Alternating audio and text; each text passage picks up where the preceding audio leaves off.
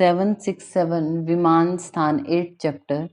यहाँ पे हमने इससे पहले तक क्या पढ़ लिया था, जो दशविध जो परीक्षी भाव हैं, करण क्या है, कारण क्या है, कार्य योनि, कार्य फलादि, इनके बारे में पढ़ा था। अब उनकी थोड़ा सा डिटेल पढ़ ली, अब फिर से उनके बारे में बोला। 84 नंबर श्लोक, 84 सेकेंड लाइन में देखना। ये हम आपको वैसे लिखवा चुके हैं, आप हाईलाइट करना चाहे तो कर सकते हैं यहाँ पे भी सेकेंड लाइन में हर एक वर्ड को। मीन्स यह कार्य प्राप्तो कारणम भिषकः, भिषक क्या होता है, कारण, ये लिखवा चुके हैं हम आपको। कर्णम पुनः भैषजम, कर्ण क्या होता है, मीन्स उपकरण, जो इंस्ट्रूमेंट आप यूज करो, जो टूल यूज करो ट्रीटमेंट के लिए। आप टूल क्या है, आपकी औषध है, मेडिसिन है, तो उसको भैषज को कर्ण बोला गया। कार्य योनि धातु वैषम्यम, कार्य धातु साम्यम, कार्य फल सुखावाप्ति, अनुबंध खलु आयु, देशो भूमि आतुरश्च, काल पुनः संवत्सर आतुर अवस्था, प्रवृत्ति प्रति कर्म समारंभ, उपायस्तु भिषक आदि नाम सौष्ठम। भिषक आदि नाम मतलब करण, कारण और कार्य योनि, इन तीनों के सौष्ठ को उपाय बोला गया। तो ये हम पहले भी पढ़ चुके हैं। अब देखिए 86 नंबर श्लोक में आइए। 86 नंबर श्लोक में अब यहाँ पे फिर से बोल दिए गए। अब इनको थोड़ा सा और ज्यादा एक्सप्लेन करके बोलेंगे। कारणम भिषक इति उक्तम अग्रे, यानी भिषक होता है जो चिकित्सा है, उसमें भिषक को कारण बोला गया। क्यों, फिर इसके नीचे बताएगा उसके क्या क्या गुण होते हैं। देखिए जो ये श्लोक है हमारा, श्लोक की 5th लाइन में, पर्यावदा श्रुता परिदृष्ट कर्मता दाक्षम सोचम जित हस्ता उपकरणवंता सर्वो इंद्रियोपन्ना प्रकृतिज्ञ प्रतिपतिज्ञता, इस तरीके से बोला। फिर हमारा आता है 87 नंबर श्लोक, इसी पेज पे लास्ट में, कर्णम पुनः भैषजम। कर्ण क्या होता है, मीन्स उपकरण या फिर भैषज को बोलते हैं। श्लोक की सेकंड लाइन लास्ट में देखना, तद द्विविधम व्यापाश्य भेदात। आश्रय भेद से दो प्रकार का होता है। कौन सा, दैव्यपाश्य और युक्ति व्यपाश्य। दैव्यपाश्य चिकित्सा क्या होती है, 3rd लाइन में लिखा श्लोक की, मंत्र औषध मणि, ये आपको पता है, मतलब जिसमें आप क्या कर रहे हो, मंगल बलि उपहार नियम आदि से क्या कर रहे हो, ट्रीटमेंट दे रहे हो, दैट इज दैव्यपाश्य। 4th नंबर जो लाइन है हमारी श्लोक की, उसमें मिड में थोड़ा सा आगे की तरफ युक्ति व्यपाश्य लिखा, मतलब जब संशोधन या संशमन आप दे रहे हो वो आपकी युक्ति व्यपाश्य होती है। 5th लाइन में देखिए, एतच्च एव भैषजम अंग भेदाद अपि द्विविध, यानी अंग भेद से दो प्रकार की होती है। कौन सी, द्रव्यभूत और अद्रव्यभूत। तत्र यद अद्रव्यभूतम उपाय अभिप्लुता को आपने हाईलाइट किया। हमारा जो 87 नंबर श्लोक है ना, पेज नंबर 768 पेज नंबर पे बॉटम में श्लोक की हमारे पास 6 लाइनें हैं, उसमें से जो 5th लाइन है लास्ट में लिखा उसको हाईलाइट करना। तत्र यद अद्रव्यभूतम तद उपाय अभिप्लुत। उपाय अभिप्लुत चिकित्सा आपको पूछेंगे किसको बोलते हैं, तो अद्रव्यभूत। उपाय अभिप्लुत मीन्स जिसमें आप क्या कर रहे हो, जैसे उपाय का यूज कर रहे हैं कुछ, मीन्स जैसे मेडिसिन नहीं दे रहे, कोई उपाय कर रहे हैं, ऐसा मीन्स उसको डरा रहे हैं, आश्चर्य दिला दिया, कोई चीज भुला दी, उसको हर्ष उत्पन्न कर दिया। रो रहा था पेशेंट, कोई शौक में था, तो आपने क्या किया, हर्षण उत्पन्न कर दिया, दैट इज उपाय अभिप्लुत चिकित्सा, यानी मेडिसिन नहीं दी, अद्रव्यभूत चिकित्सा इसको बोला जाता है। फिर नेक्स्ट आता है हमारा श्लोक नंबर 88। इसमें बोला, कार्य योनि धातु वैषम्यम तस्य लक्षणम विकार आगम। कार्य योनि क्या है, मीन्स क्यों शुरू किया आपने काम, क्योंकि धातुओं की विषमता हो रही थी, मीन्स धातुओं की विषमता मीन्स विकार आगम बोला जाता है। फिर बॉटम में ही इसी में 89 नंबर श्लोक में, कार्य धातु साम्यम। कार्य का होता है धातुओं को सम करना, मीन्स जिसका लक्षण क्या है, विकारों का उपशमन हो जाता है अगर आपने कार्य किया है अच्छे से। फिर 90 नंबर श्लोक में आइए, 90 नंबर श्लोक 90, इसमें आपने हाईलाइट किया, कार्य फलम सुखावाप्ति। जामनगर में पूछा गया था एक क्वेश्चन, सुखावाप्ति मीन्स कार्य फल को बोला गया है। तस्य लक्षणम मनोबुद्धि इंद्रिय तुष्टि, मन की, बुद्धि की, इंद्रियां, शरीर, इन सब की तुष्टि रहेगी, संतोष रहेगा, सेटिस्फेक्शन होगा, दैट इज कार्यफल मिल गया आपको। फिर नेक्स्ट हाईलाइट करना, अनुबंधस्तु खलु आयु। अनुबंध क्या होता है, आयु का बना रहना, यानी प्राणे सह संयोग, प्राणों के साथ संयोग बना रहना।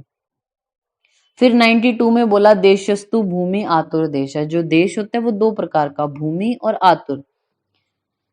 फिर इसके नीचे देखिए 92 नंबर जो श्लोक है हमारा, उसके आगे अब ये बोला गया है 93 में, भूमि की परीक्षा। ये जो 93 की हिंदी लिखी है ना, हेडिंग है भूमि परीक्षा, हिंदी में हाईलाइट करना भूमि परीक्षा का उद्देश्य क्या है। तो इनमें भूमि की परीक्षा रोगी का परिज्ञान अथवा पूर्ण ज्ञान और औषधि का पूर्ण ज्ञान, ये आपने हाईलाइट किया।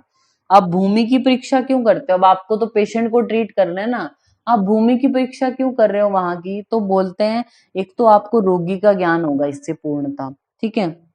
दूसरा, औषध की नॉलेज होगी, उस एरिया में कौन सी ड्रग अवेलेबल है, कौन सी ज्यादा बेनिफिशियल है, और वो भूमि अगर ऐसी है तो इस भूमि पे रहने वाले पेशेंट इस बीमारी के ज्यादा आएंगे। तो जो पेशेंट है यानी रोगी है उसके ज्ञान के लिए और औषध के ज्ञान के लिए आप भूमि परीक्षा करते हैं। नेक्स्ट हमारा आता है राइट पेज पे बोला गया 772 नंबर जो हमारा पेज है। एक मिनट रुकना आप, उस पे हेडिंग है ना 10वीं परीक्षा, तो हेडिंग के नीचे हिंदी लिखी हुई है रोगी की शरीर परीक्षा। मीन्स देश दो तरीके का बोला था ना, भूमि और रोगी का शरीर जो होता है। तो भूमि का हमने पढ़ लिया, भूमि को क्यों हमने परीक्षा करनी है। अब आतुर की यहाँ पे बात हो रही है, रोगी के शरीर की क्यों परीक्षा करनी है। हिंदी में देखिए, चिकित्सा रूपी कार्य का देश रोगी का शरीर ही होता है ना। मीन जो ट्रीटमेंट है, तो ट्रीटमेंट किस पे आप करोगे? पेशेंट पे तो करते हो। अगर पेशेंट ही नहीं है तो आपका कोई यूज ही नहीं है वहां पे ट्रीटमेंट करने का। तो सेकंड लाइन में बोला इसकी परीक्षा आयु के प्रमाण जानने के लिए और रोगी के बल को जानने के लिए। अब आपके पास पेशेंट आया, आप उसकी परीक्षा करते हो, पालपेट करते हो, उसको क्वेश्चनिंग करते हो, तो ये क्यों कर रहे हो आप लोग? एक तो उसकी आयु का प्रमाण जानना है आपने, दूसरा उसके बल को जानना है, कितना बल है उसमें, वो सहन भी कर पाएगा औषध को या व्याधि को, कैसा पेशेंट है। तो ये दो चीजें जानने के लिए आप करते हो। फिर 94 नंबर श्लोक में देखिए, 94 यहाँ पे 10 विध परीक्षा बोली गई। अब आतुर की तो नॉर्मली बता दी सिंपल, कि आतुर की परीक्षा क्यों, आयु का प्रमाण जानने और बल को जानने के लिए। अब 94 में देखिए बोला तस्माद आतुर परीक्षित प्रकृतिश्च विकृतिश्च सार सहनन प्रमाण सात्म्य सत्व आहार शक्ति व्यायाम शक्ति वयश्च इति बल प्रमाण विशेष ग्रहणात। यानी रोगी के विशेष रूप से बल को जानने के लिए आपको आपको ये देखना है कि आपको किस तरीके से क्वेश्चन पूछा गया। आपको बोलेंगे 10 विध परीक्षा का प्रयोजन क्या है, या 10 विध परीक्षा क्यों की जाती है। तो द आंसर इज रोगी के विशेष बल को जानने के लिए। आपसे दूसरा क्या, रोगी की परीक्षा क्यों की जाती है या रोगी के शरीर की परीक्षा क्यों की जाती है। तो वो पूछे तो एक तो रोगी के बल को जानने के लिए और एक आयु का प्रमाण जानने के लिए। उसके दो रीजन है। अगर स्पेसिफाई करके दे कि 10 विध परीक्षा क्यों कर रहे हैं आप रोगी की, तब आपने मेंशन करना है कि रोगी के विशेष रूप से बल को जानने के लिए। अब ये एक एक हैं, इनको बताया जाएगा कि जो हमारा जैसे प्रकृति है विकृति है, उनकी किस प्रकार से आप परीक्षा करोगे।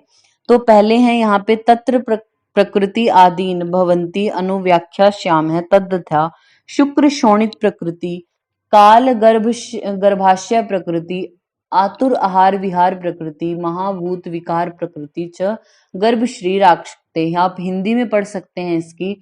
मीन्स गर्भ की जो प्रकृति होती है, जो फिटस है, वो किस पे डिपेंड करेगी? एक तो शुक्र और शोणित पे, उनकी कैसी प्रकृति है। दूसरा काल क्या है। तीसरा गर्भाशय यानी जो यूट्रस है उसकी कंडीशन के अकॉर्डिंग, और माता के आहार विहार की वजह से या फिर पंच महाभूतों की इसकी वजह से ये जो है वो प्रकृति ऐसे डिसाइड होती है। फिर हमारी प्रकृति जो होती है 7 प्रकार की यहाँ पे बोली। तो आप प्रकृति परीक्षा जहाँ पे लिखा है ना वहीं एरो करके लिख लीजिए 7 प्रकार, 7 टाइप्स।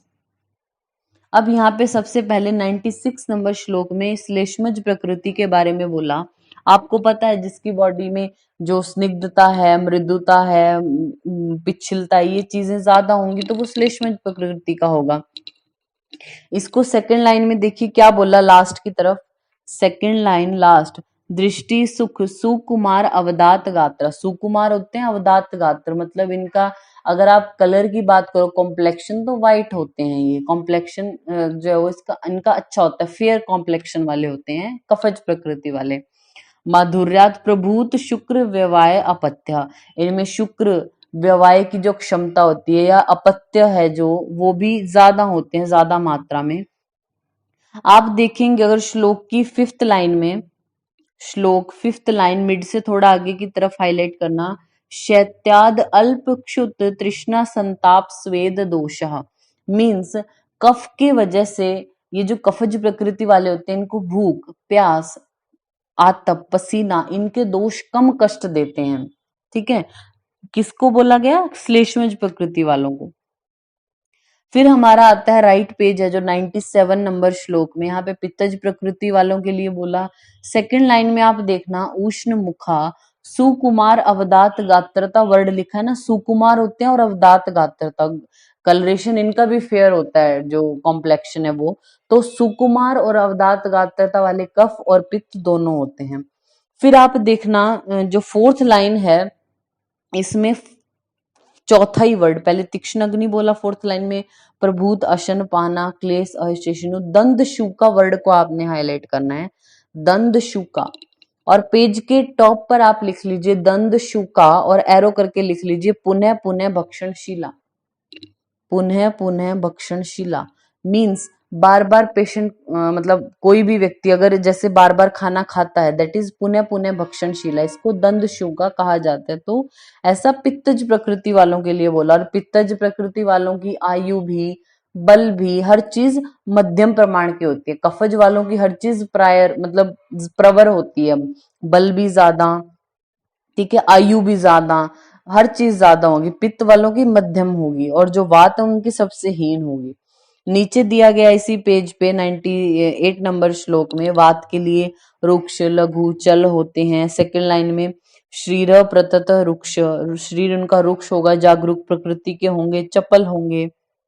बहु प्रलाप है, फोर्थ लाइन में लिखा है शुरू में बहु प्रलाप है, बहुत प्रलाप करते हैं, बहुत बोलते हैं। नेक्स्ट पेज पे आप आइए 774, उसमें बोला विराग है, श्रुतम ग्राहीणो अल्प स्मृतिश्च, श्रुतम ग्राहीणो आप बोलेंगे एकदम कैच कर लेते हैं कि ऐसा बताया था, लेकिन अल्प स्मृति है, 3-4 दिन बाद भूल जाएंगे उस चीज को। ये ऐसे होते हैं वातज प्रकृति वाले। कई बार आपने देखा होगा ना, स्टूडेंट ऐसे होते हैं, बोला कुछ और उनको तभी के तभी याद हो गया, और फिर लेकिन कुछ टाइम बाद भूल भी जाते हैं, दैट इज वात प्रकृति को डिनोट करता है ये चीज। और इनकी हर चीज अल्प होगी, इनका बल भी अल्प होगा, शुक्र भी, आयु भी, सब कुछ अल्प होती है वात प्रकृति वालों की। ये तो 3 प्रकार की होगी, बाकी द्वंद्वज प्रकृतियां होती हैं और एक सम प्रकृति होती है।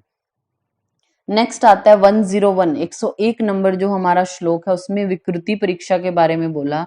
विकृतिश्च एति विकृति उच्यते विकार है, मतलब विकार को ही विकृति बोलते हैं। तो बोलते हैं हिंदी में, देखिए विकार को उसकी परीक्षा के हेतु क्या है, दोष दुष्य प्रकृति देश काल बल इनके भेदों से जानना चाहिए।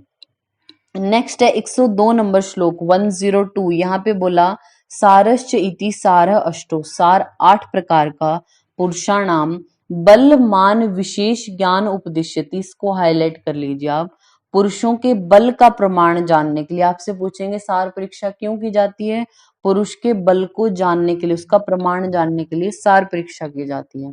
आप यही लिखना है सुश्रुत और एरो करके लिख लीजिए 8 प्रकार। सार उसने 8 प्रकार बोला, जो आचार्य सुश्रुत है उन्होंने भी चरक की तरीके से ही बोला। फिर लिखिए काश्यप, काश्यप लिखना 9, सुश्रुत और चरक दोनों ने सार 8 प्रकार का बोला, यानी सार की परीक्षा आप 8 तरीके से कर सकते हैं, सार 8 प्रकार का। लेकिन जो काश्यप है उन्होंने 9 बोला, इनके अकॉर्डिंग जो 8 है प्लस में ओज सार एक अलग बोलते हैं काश्यप। फिर ऐसे ही बोला इसी बॉटम में बोला गया त्वक सार पुरुष के लक्षण, ये आपको रेयर है ऐसा पूछा जाए तो त्वक सार वालों की त्वचा ज्यादा अच्छी होती है, मीन्स वो चीज ज्यादा अच्छी है उनमें। नेक्स्ट हमारा आता है 104 पे आइए आप, 104 इसमें हाईलाइट करेंगे हम फर्स्ट लाइन लास्ट में श्रीमद भ्राजिष्णु को आपने हाईलाइट किया, श्रीमद भ्राजिष्णु, श्रीमद् भ्राजिष्णु को आपने हाईलाइट किया, मीन्स इनकी जो स्किन होगी ना रक्त वालों की, श्रीमद् भ्राजिष्णु मतलब शोभा युक्त होगी, चमकने वाली होगी, ऐसा बोलते हैं रक्तसार वालों के लिए। फिर हमारा आता है 105 नंबर श्लोक 105, मांस सार पुरुष के लिए बोला गया। तो मांस सार में क्या होगा, हर जगह मांस होता है ना उसमें, तो शंख है, ललाट है, इन एरियाज में मांस ज्यादा होगा। और सेकंड लाइन में देखना, ससारता, क्षमा, धृति, अलोल्य वर्ड को आपने हाईलाइट किया,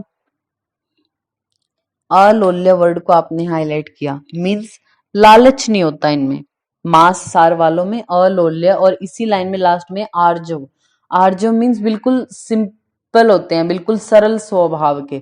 मांस सार पुरुष के बारे में बोला, तो ये दो वर्ड याद रखने हैं, मांस सार में अलोल्य और आर्जव।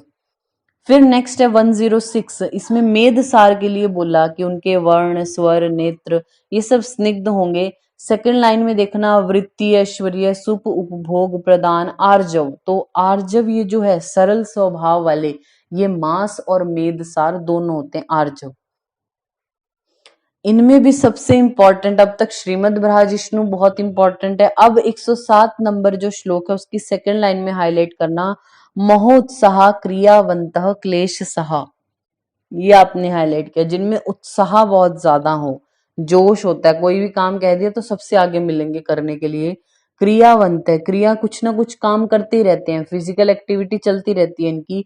क्लेश सह, क्लेश को सहन कर सकते हैं, दैट इज अस्थि सार पुरुष। ये आया था एआईपीजीटी में ना 2019 में आया था क्वेश्चन, महोत्साह क्रियावंत क्लेश सह, तो ये अस्थि सार पुरुष है। फिर है 108 में देखिए, मृदु अंगा को आपने हाईलाइट किया, जिनके अंग मृदु होते हैं। बलवंत है, स्निग्ध वर्ण स्वर को आपने हाईलाइट किया, जिनका वर्ण और स्वर आदि सब स्निग्ध होगा। और हाईलाइट करना, स्थूल दीर्घ वृत्त संधिष्ट मज्जासार। मज्जासार क्या होंगे, जिनके जो संधि हैं, जॉइंट हैं, वो स्थूल होंगे, दीर्घ होंगे या वृत्त होंगे, उनको मज्जासार। ये उत्तराखंड पीजी में पूछा हुआ है क्वेश्चन, स्थूल दीर्घ वृत्त संधि, तो मज्जासार पुरुष है। फिर इसी पेज पे 776 में जो शुक्र शार है उसके लिए एक लाइन लिखी गई, सौम्य सौम्य प्रेक्षणीय क्षीर पूर्ण लोचना को हाईलाइट करना आप। क्षीर पूर्ण लोचना मीन्स नेत्र दूध से भरे हुए ऐसे श्वेत दिखाई देते हैं, बिल्कुल वाइट ऐसे, जो उनकी जैसे हम बोल सकते हैं ना, ये जो हमारा स्क्लेरल पार्ट है ये बिल्कुल क्या होगा, बिल्कुल वाइट होता है। तो श्रीमद पूर्ण लोचना शुक्र सार के लिए बोला गया। फिर राइट पेज पे शिखिर दशना को आपने हाईलाइट किया, शिखिर दशना यानी जो दशन दांत होते हैं वो क्या बोले, जो वो चिकने होते हैं, वाइट होंगे, चिकने होंगे, शिखिर दशना हाईलाइट किया। श्री पूर्ण लोचना हाईलाइट किया आपने, क्षीर पूर्ण लोचना। और प्रसन्न स्निग्ध वर्ण स्वरा, प्रसन्न होगा, स्निग्ध होगा इनका वर्ण और स्वर। आपने मज्जासार में पढ़ा स्निग्ध वर्ण स्वरा, शुक्र में प्रसन्न वर्ण लग गया, प्रसन्न स्निग्ध वर्ण स्वरा। फिर नेक्स्ट आता है हमारा 110 नंबर श्लोक में, इसकी जो फर्स्ट लाइन है उसको आप याद जरूर रखना, स्मृति मंतो, स्मृतिवान है, भक्ति मंत, कृतज्ञा प्राज्ञा शुचियो महोत्साह, उत्साह इनमें भी ज्यादा है, दक्षा धीर, समर विक्रांत को आपने हाईलाइट किया, अयोधनिस्त त्यक्त विषाद, विषाद त्यक्त, बिल्कुल भी विषाद नहीं है, डिप्रेस्ड नहीं होते ये। और पराक्रम मतलब लड़ाई में कोई इनसे जीत नहीं सकता, ऐसा। तो सत्व सार जो पुरुष होते हैं, तो धातुओं के अकॉर्डिंग हो गया, पहली जैसे रस धातु होती है तो उसके अकॉर्डिंग त्वक सार है, फिर रक्त मांस मेद अस्थि मज्जा शुक्र, ये धातुएं होंगी। फिर 8th होता है सत्व सार, तो सत्व सार के लिए सबसे अच्छी लाइन बोली, स्मृतिमान है, भक्तिमान है, उत्साह भी अच्छा है, शुचि है, दूसरों की मतलब अगर किसी ने ऐसे कुछ किया तो कृतज्ञ है उसके लिए, समर विक्रांत आदि ये सब बोला। 111 नंबर श्लोक है जो उसमें देखिए, तत्र सर्वे सारे उपेता पुरुष भवंती अति बला, यानी इन्हीं सभी सारों से जो संपन्न होगा वो ज्यादा बलवान बताया गया। फिर आइए आप नेक्स्ट पेज पे 778, 778 उसमें 115 नंबर जो श्लोक है, 115 में थर्ड लाइन में देखिए, कृष्यश्च एके बलवंत है, तत्र पिपलिका भार हरणवत सिद्धि को आपने हाईलाइट किया। पिपलिका भार हरणवत सिद्धि, पिपलिका भार हरणवत सिद्धि। अब यहाँ पे सार परीक्षा का प्रयोजन क्या है, आपको देखिए एट द एंड आपको रोगी का बल ही जानना था ना, तो वो तो आपको बहुत तरीके से जान सकते हो, तो सार की परीक्षा क्यों की है ऐसा बोलते हैं। तो बोला गया पिपलिका भार हरणवत सिद्धि, जो चींटी होती है देख कितनी छोटी है, लेकिन अपने शरीर से जितना उसका खुद का वेट है उससे बहुत ज्यादा गुना वेट जो है वो उठा सकती है। तो सार की परीक्षा क्यों की जाती है, कभी कभी पेशेंट आपको क्या होता है देखने से ऐसे लगता है कि बिल्कुल कमजोर होगा, लेकिन सार उसका अच्छा होगा, मीन्स उसके बल का पता लगाना चाहिए आपको, सिर्फ देखने से ही ये जज नहीं करना कि उसमें बल नहीं होगा। पिपलिका भार हरणवत सिद्धि, जो पिपलिका होती है चींटी होती है अपने से ज्यादा गुना, बहुत ज्यादा गुना भार उठा सकती है वो, तो उसी प्रकार से सिर्फ ऐसे देखने से जज नहीं करना, उसके सार की परीक्षा करनी है उसके बल को जानने के लिए। फिर हमारा आता है सहनन परीक्षा 116 नंबर श्लोक में। तो सहनन परीक्षा को क्या बोला देखिए, इसमें हिंदी में क्या बोलते हैं, शरीर की परीक्षा सहनन से करे, सहनन सहती संयोजन एक ही अर्थ वाले। फिर इसके बाद बताया गया है प्रमाण परीक्षा। ये प्रमाण परीक्षा हम सुश्रुत संहिता है जो उसमें तो पढ़ चुके हैं, तो वैसे ही यहाँ पे चरक संहिता में भी है। आप देखिए बॉटम पे 778 पेज नंबर पे 3 लाइनें लिखी हैं, तो सेकंड लाइन से देखना, तत्र पादो चतवारी षटः चतुर्दश अंगुली, जंघा तू अष्ट दशांगुले को आपने हाईलाइट किया। जंघा का जो प्रमाण है वो क्या बोला, अष्ट दशांगुल 18 अंगुल प्रमाण, षोडश अंगुलो परिक्षेप है, जो परिक्षेप है गोलाई है वो 16 अंगुल बोली। फिर जानूनी चतुर अंगुले, जानू कितना बोला 4 अंगुल लंबा, और षोडश अंगुले परिक्षेप है, इसका परिक्षेप भी 16 अंगुल। फिर नेक्स्ट पेज है जो हमारा 779, इसमें हाईलाइट करना, षड अंगुल दीर्घो वृषण अष्ट अंगुल परिणाहों को आपने हाईलाइट किया। जो वृषण है उसकी जो लंबाई है वो क्या बोली ने, जो अंडकोश होते हैं मीन्स उनकी लंबाई बोली 6 अंगुल, और जो गोलाई है परिणाह उनका बोला 8 अंगुल होते हैं, ये आपने हाईलाइट किया। फिर नेक्स्ट बोला है शेफ है षड अंगुल दीर्घ, जो शेफ होता है वो 6 अंगुल दीर्घ है, 5 अंगुल परिणाह। सुश्रुत ने शेफ को बोला था 4 अंगुल का। आपको देखिए वहां से अब आपका ये बनता है, आपको क्या करना चाहिए, आपने प्रमाण जो परीक्षा है सुश्रुत संहिता में पढ़ी थी, तो आपको अब जब ये पढ़ोगे ना साथ में सुश्रुत संहिता को ओपन कर लेना कि क्या चीज थोड़ी अलग है। तो शेफ है, उन्होंने वृषण का प्रमाण क्या बोला, वो अलग है या सेम है, ये आपको देखना है। तो शेफ और वृषण वाला आपने हाईलाइट किया इसमें। और इसी लाइन में फर्स्ट मतलब ये जो राइट पेज है इसमें फर्स्ट लाइन लास्ट में हाईलाइट करना, द्वादश अंगुली परिणाहो भग, भग का जो परिणाम है वो दोनों ने इतना ही बोला 12 अंगुल होता है।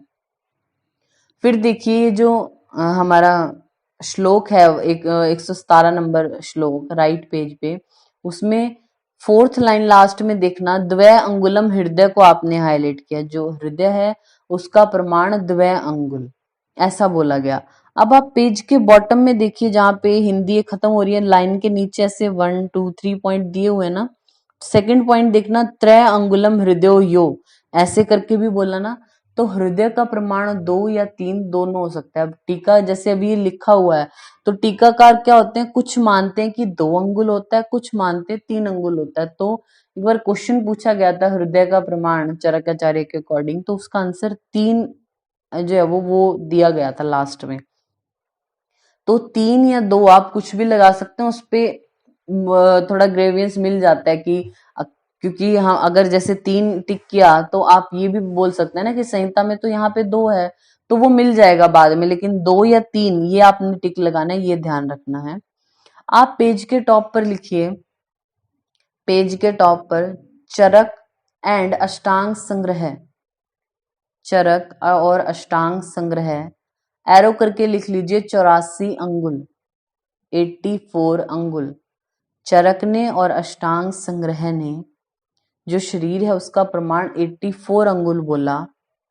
अष्टांग हृदय लिखिए एरो करके 3.5 हाथ, हृदय ने हाथ की फॉर्म में बोला, तो अष्टांग हृदय ने 3.5 हाथ, चरक और अष्टांग संग्रह ने 84 अंगुल, सुश्रुत ने लिखी 120 अंगुल, सुश्रुत 120 अंगुल, ये आपको याद रखना है। नेक्स्ट हमारा आता है, देखिए 118, 118 नंबर श्लोक में सातवें परीक्षा बोली। सातवें जो हेडिंग है ना, वहीं से 3 एरो निकाल दीजिए, प्रवर, मध्यम और अवर। सातवें 3 प्रकार का बोला गया, प्रवर सातवें, मध्यम सातवें और अवर सातवें। ठीक है। नेक्स्ट हमारा आता है 119, 119 नंबर श्लोक में सत्व परीक्षा बोली। तो फर्स्ट लाइन लास्ट में इसमें भी बोला, त्रिविधो बलः भेदेन प्रवर मध्यम अवर च इति। सत्व सार क्या होता है? प्रवर सत्व वाले क्या होंगे? जिनका जो सत्व है यानी मन है वो प्रवर होता है। मीन्स कोई भी, बहुत आपने बोल दिया सर्जरी, कोई भी पेशेंट आपके पास आया सर्जरी, तो सबको डर लगेगा ना ऑपरेटिव प्रोसीजर से। आपने बोला सर्जरी करानी पड़ेगी, लेकिन फिर भी पेशेंट घबराया नहीं है। ठीक है, दैट इज प्रवर सत्व है उसका। किसी को बिल्कुल छोटा सा ही कट लग गया और उसने पूरे हॉस्पिटल को सिर पे उठा लिया, दैट इज अवर सत्व। मध्यम सत्व वाले क्या हैं? डरते हैं, लेकिन जब आप उनको थोड़ा सा आश्वासन दोगे, थोड़ा समझाओगे, फिर ठीक हो जाते हैं, दैट इज मध्यम सत्व। तो सत्व परीक्षा मीन्स मन की परीक्षा। फिर आता है 120 नंबर श्लोक में 120, आहार शक्ति च इति। आहार शक्ति अभ्यावरण शक्तिया और जरण शक्तिया च परीक्षा को आपने हाईलाइट किया। आहार शक्ति की आप 2 तरीके से परीक्षा करते हो, अभ्यावरण शक्ति और जरण शक्ति। अभ्यावरण means capacity to intake and जरण इज कैपेसिटी टू डाइजेस्ट। अब आपने, ऐसा तो नहीं होता ना हमेशा जो खाया वो डाइजेस्ट होगा ही होगा, आपके शरीर में गया है तो ऐसा नहीं होता। तो जितना आप खा सकते हैं दैट इज योर अभ्यावरण शक्ति, means capacity to intake. And जरण शक्ति इज व्हाट? डाइजेशन की पावर जो होती है आपकी, जो आपने इनटेक किया उसको आप कितने को डाइजेस्ट कर पा रहे हो, दैट इज योर जर्ण शक्ति। तो अभ्यावरण शक्ति और जर्ण शक्ति से आप आहार शक्ति का पता चलाते हो। फिर आता है हमारा 121 नंबर श्लोक में, देखिए व्याम शक्ति च इति। व्याम शक्तिर अपि कर्म शक्तिया परीक्षा। बोलते हैं व्याम शक्ति की भी परीक्षा कार्य करने की शक्ति से देखनी चाहिए, कितनी जल्दी वो काम कर रहा है, तो इससे उसका पता चलेगा व्याम शक्ति का। फिर हमारी आती है लास्ट इसी पेज में, देखिए वयस चेती काल प्रमाण विशेष है। जो वय की परीक्षा है वो आप किस तरीके से करोगे? सेकंड लाइन में हाईलाइट करना, स्थूल भेदेन त्रिविधम बालम मध्यम जीर्णम इति। जो आचार्य चरक हैं उन्होंने जो एज है वो 3 पार्ट में डिवाइड की, बालावस्था, मध्यम अवस्था और जीर्ण अवस्था। नेक्स्ट पेज पे आइए आप, 782, 782 पेज नंबर पे आइए, वय परीक्षा हेडिंग लिखा है। फिर उसके बाद हिंदी में देखना, काल प्रमाण विशेष से, ऐसे सेकंड लाइन में लास्ट 3 प्रकार का, बाल, मध्यम और जीर्ण। तो पहली आपकी हेडिंग है बालावस्था। बालावस्था के आगे एरो करके लिख लीजिए 30 वर्ष तक, 30 वर्ष तक, 30 वर्ष तक। इस 30 से 2 एरो निकाल देना, 30 से 2 एरो निकाल दिया आपने।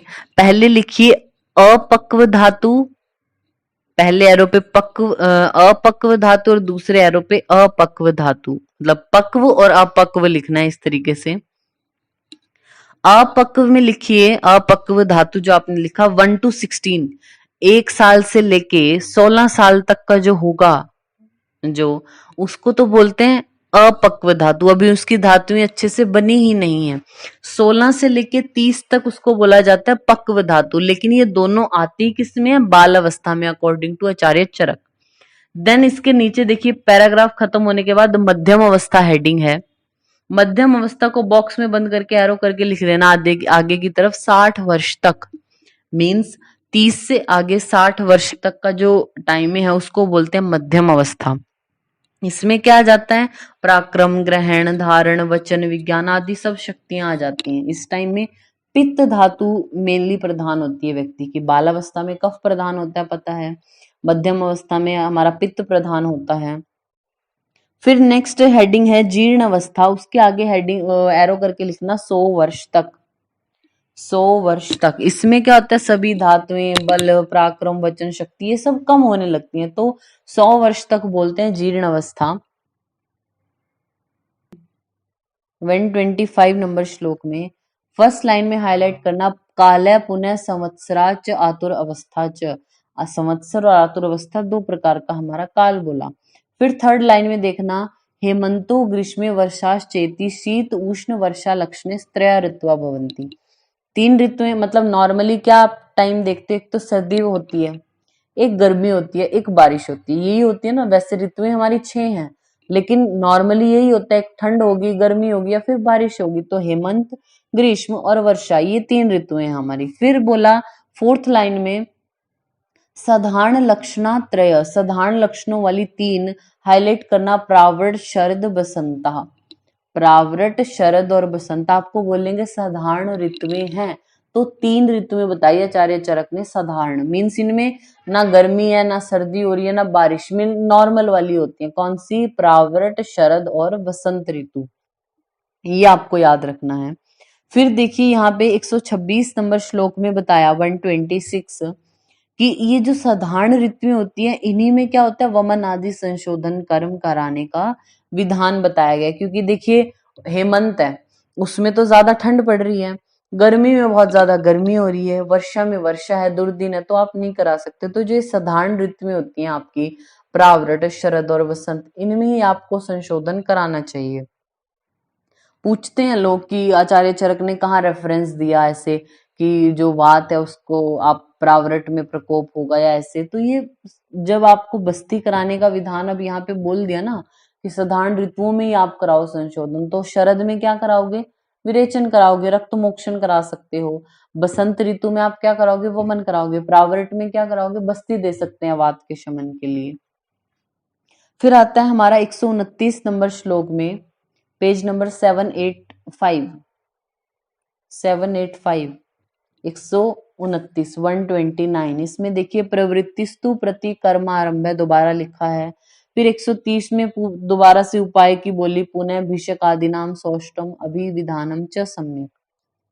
फिर हमारा आता है 132 नंबर श्लोक 132, परीक्षा का प्रयोजन क्या है? तो परीक्षास्तु खलु प्रयोजनम प्रतिपत्ति ज्ञानम को आपने हाईलाइट किया। आप ये पेशेंट आया आपके पास, आप ये इतनी सारी परीक्षा कर क्यों रहे हैं उसकी? तो प्रतिपत्ति ज्ञान के लिए। प्रतिपत्ति ज्ञान क्या होता है? जैसे कि आपके साथ एकदम से आपने पहले परीक्षा कर रखी है, बहुत बहुत इन्वेस्टिगेशन आप करते हैं अच्छे से पेशेंट की। कई बार ऐसा तो नहीं है ना हर पेशेंट आपके पास आराम से आएगा, तो कई बार इमरजेंसी सिचुएशन भी होती है। उस टाइम क्या होता है, एक आपको सडन एक्शन लेना होता है, तो आपके पास वो शक्ति आती है परीक्षा करने से। आप बार बार किसी चीज को देखोगे ना तो आपको समझ आ जाएगा।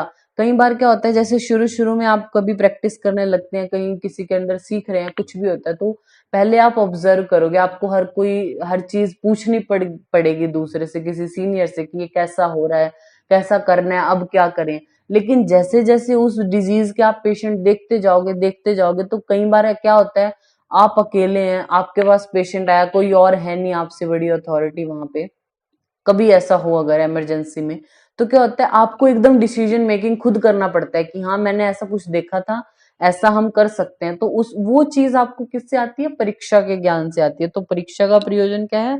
प्रतिपत्ति ज्ञान। नेक्स्ट यहाँ पे बताया गया 133 नंबर जो हमारा श्लोक है, उसमें नेक्स्ट पेज पे आइए आप हिंदी में। हेडिंग क्या है? पंच कर्मार्थ द्रव्य संग्रह। पंच कर्म के लिए जो द्रव्य है उनका संग्रहण यहाँ पे बताया गया। 135 में हेडिंग है वमन द्रव्य कल्प संग्रह, मतलब वमन कराने के लिए जो आप चीजें यूज करते हो वो बताएगी कौन किन किन चीजों से आप वमन करा सकते हैं। तो ये सारे द्रव्य आपको पढ़ने की जरूरत नहीं है। जहां पे 135 नंबर श्लोक है ना 135, उसमें आगे थोड़ा स्पेस बचे हुए, वहां पे आप लिखिए मदन, मदन, उसके नीचे लिखिए जी, मदन जी, और उसके नीचे लिखिए ई, मदन जी ई, फिर लिखिए नीचे धा, फिर व, फिर क, मदन जी ई धा व क। इस तरीके से लिखा। इट मीन्स मदन फल, जी फॉर जिमूतक, ई फॉर इक्ष्वाकु, ध फॉर धमार्ग, व फॉर वत्सक, क फॉर कृतवेदन। इनके योग आपको याद होने चाहिए। कल्प स्थान में हम पढ़ेंगे, बट आप यही अभी से ध्यान रखेंगे तो याद रहेगा आपको। तो मदन फल क्या है? 133, 133। जिमूतक के 39 होते हैं, इक्ष्वाकु के 45, धामार्गव के 60, वत्सक के 18 मीन्स, और जो हमारा कृतवेदन है उसके 60 होते हैं। ठीक है। फिर राइट पेज पे 136 नंबर श्लोक में लिखा गया विरेचन द्रव्य कल्प। तो विरेचन हमें पता है किन किन द्रव्यों से होता है, तो सबसे पहले इसके भी आपको योग याद होने चाहिए। तो आप लिखिए श्यामा त्रिवृत। श्यामा त्रिवृत है जो, उसके होते हैं 110 योग, 110। फिर है चतुरंगुल। चतुरंगुल के हैं 12, 12 योग। नेक्स्ट है लौद्र या तिलवक, आप लिखिए तिलवक। तिलवक के हैं 16, तिलवक के 16। स्नूही या महावृक्ष, स्नूही लिख लीजिए, स्नूही के 20 योग। सप्तला शंखिनी के लिखिए 39, सप्तला और शंखिनी के 39। फिर लिखिए दंती दरवंती 48। आई रिपीट, श्यामा त्रिवृत 110, चतुरंगुल के 12, तिलवक के 16, स्नूही के 20, सप्तला शंखनी 39, दंती द्रवंती 48। तो विरेचन द्रव्यों में इनके नाम आपको याद होने चाहिए। फिर हमारा आता है 137 नंबर श्लोक नेक्स्ट पेज पे, अस्थापन द्रव्य कल्प यहाँ पे बताया गया। तो यहाँ पे देखिए जो हिंदी एक्सप्लेनेशन है ना 137 नंबर श्लोक की, उसकी लास्ट लाइन देखना, लास्ट लाइन हिंदी की, उसको हाईलाइट करना। 6 अस्थापन स्कंद रसों के विभाग के अनुसार बताया गया। जब आपको बोला गया वमन द्रव्य अलग से बता दिए, विरेचन द्रव्य बता दिए, जब अस्थापन वाले द्रव्य पूछे गए तो रसों के अकॉर्डिंग विभाग किया उसको। तो आपसे पूछ सकते हैं आचार्य चरक ने किस संशोधन के निमित्त द्रव्यों के 6 रसों के अनुसार स्कंद बताए। तो अस्थापन के बारे में जब बताया तब डिवाइडेशन किया रसों के अकॉर्डिंग। तो पहला है हमारा 138 में मधुर आदि जो 6 स्कंद है वो बताए गए हैं। 139 में देखिए, 139 मधुर स्कंद के कुछ द्रव्य हैं जो आपको पता होने चाहिए, जैसे जीवक है, ऋषभक है, जीवंती, वीरा। ताम्लकी को आप बॉक्स में बंद कर लीजिए, ताम्लकी, काकोली, शीर काकोली, मुद्गपर्णी, माशपर्णी, कृष्णपर्णी। फिर हमारा देखिए आप थर्ड लाइन में श्रावणी और महाश्रावणी करके लिखा, और लास्ट में बला, अति बला। फोर्थ लाइन में बिल्कुल मिड में ऋष्यगंधा, अश्वगंधा ऐसे करके लिखा है। आप देखिए जो हमारा श्लोक है ना, ये श्लोक की 8th लाइन में, 8th लाइन थोड़ा मिड में एक वर्ड लिखा है द्वारदा। क्यों बोला द्वारदा, आप लिखिए पेज के टॉप पर द्वारदा लिख के और एरो करके लिख लीजिए सांगवान। सागौन बोलते हैं, सांगवान बोलते हैं, द्वारदा पर्याय है उसका। तो ये कुछ द्रव्य हैं आपको याद रखने। फिर आइए 140 नंबर जो श्लोक है उस पे, इसमें बताए अम्ल स्कंद के द्रव्य, मीन जो खट्टे द्रव्य हैं, ये आप पहचान जाएंगे। फर्स्ट लाइन में देखिए आम्र, आम्रातक, लकुच, करमर्द, वृक्षाम्ल, अम्लवेतस, कुअल, बदर, दाड़ी, मातुलंग आदि खट्टे द्रव्य हैं, तो अम्ल।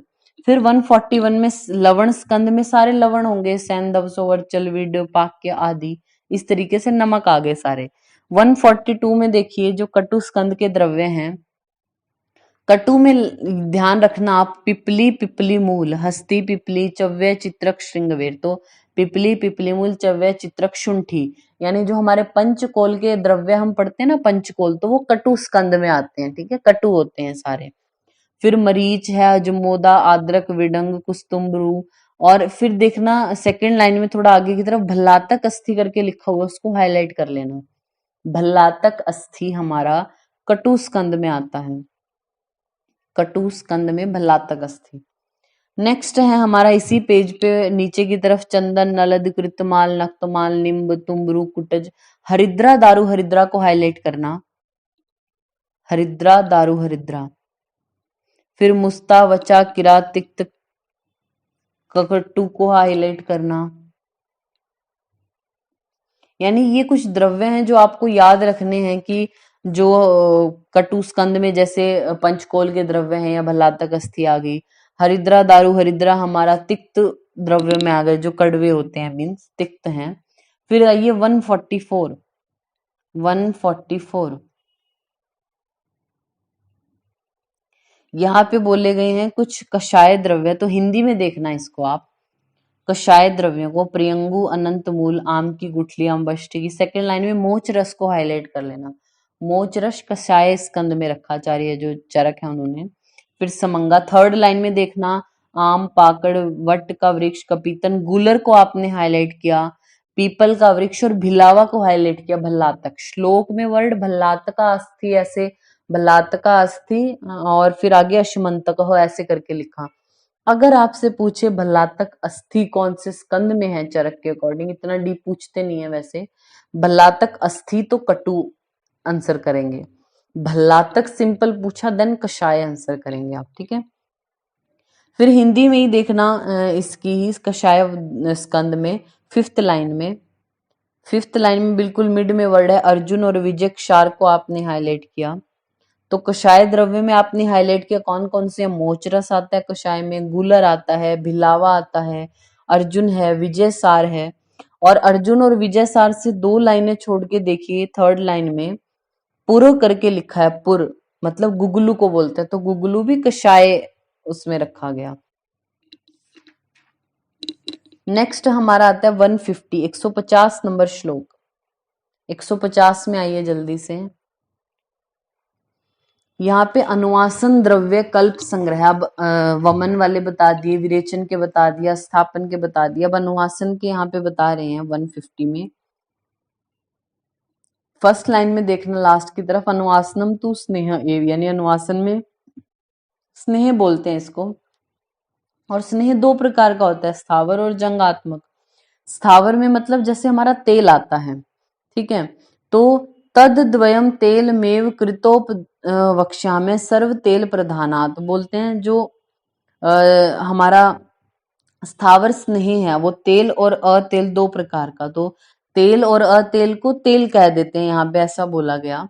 तो बोलते हैं जांगम जो द्रव्य है उसमें हमारा वसा, मज्जा और घृत आता है। तेल आपको प्लांट से मिलेगा, घी है, वसा है, मज्जा है, वो आपको जांगम द्रव्यों से मिलते हैं। तो ये 4 प्रकार का बोला।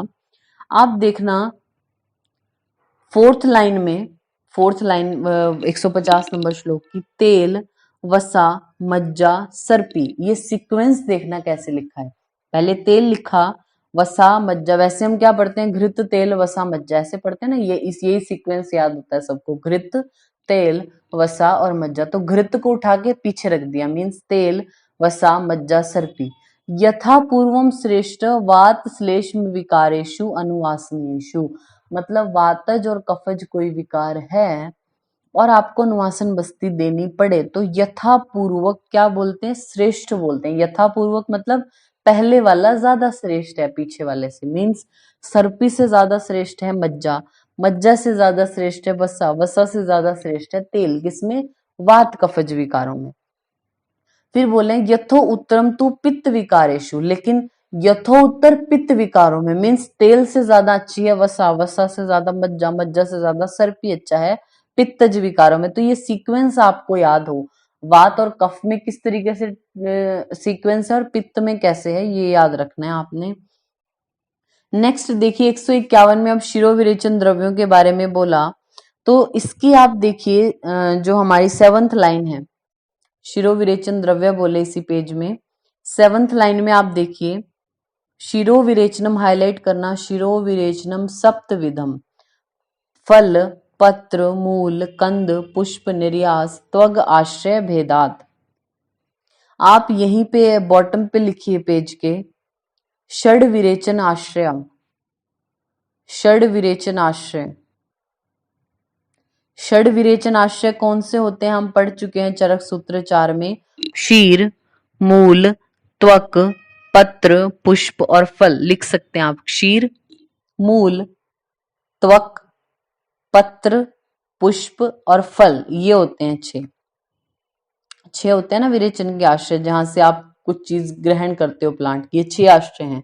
इनमें से आचार्य चरक ने क्या किया, शिरो विरेचन के लिए जब आश्रय बताए, शिरो विरेचन के 7 आश्रय, तो उन्होंने क्या किया, क्षीर को ना मानकर कंद और निर्यास 2 एक्स्ट्रा बोल दिए, कंद और निर्यास एक्स्ट्रा बोल दिए, क्षीर को माना नहीं। ये आपको याद रखना है। नेक्स्ट आता है हमारा, जहां ये चैप्टर खत्म हो रहा है, 154 नंबर श्लोक देखिए, 154। इसमें 153 में भी देखना, यहाँ पे क्या बोला, षड भी उनानी, षड भी, षड का मतलब 6, उनानी मीन्स उन का मतलब होता है कम होना, तो षड भी उनानी मतलब 6 कम, किसमें, पंचाशद वाद मार्गाणी च, 50 होता है, 50 को बोलते हैं, 50 में 6 कम कितने होते हैं, 44। तो यहाँ पे क्या बोला गया, 44 वाद मार्ग के पद जो होते हैं वो 44 पढ़ के आए ना हम, तो इस चैप्टर में हमने 44 तो वाद मार्ग के पद। फिर नेक्स्ट देखिए 154 की फर्स्ट लाइन को हाईलाइट करना, सम प्रश्नेश्च परीक्षको नवको वमनादिशु, 44 तो वाद मार्ग के पद आपको यहाँ हाईलाइट करने हैं, और इसमें हमने 9 परीक्षा मतलब 9 प्रश्नों के उत्तर दिए, कुछ क्वेश्चन पूछे होंगे उसकी डिटेल में हम नहीं जाते, तो वमन आदि से रिलेटेड 9 क्वेश्चन पूछे थे जिनका आंसर कर दिया गया। तो सम प्रश्न परीक्षको नवको वमनादिशु, ये लास्ट चैप्टर में विमान के, और वाद मार्ग के पद 44 पढ़े। फिर आता है हमारा 157 नंबर श्लोक, इसको आप हाईलाइट कर सकते हैं, मतलब विमान स्थान की निरुक्ति दी गई है लास्ट चैप्टर में। दोषाणाम तु भावानाम सर्वेशाम हेतुमत मानात सम्यक विमानानि निरुक्तानि विभागश, यानी मान के बारे में जो बता रहे हैं, यानी हेतु पूर्वक जो भी दोष आदि के भावों का ज्ञान करा के अलग अलग विमान कहा गया, यानी विशेष रूप के अनुसार अलग अध्याय कहे गए, तो विमान स्थान की ये निरुक्ति बता दी। तो आज हमारा ये जो विमान स्थान है वो कंप्लीट होता है।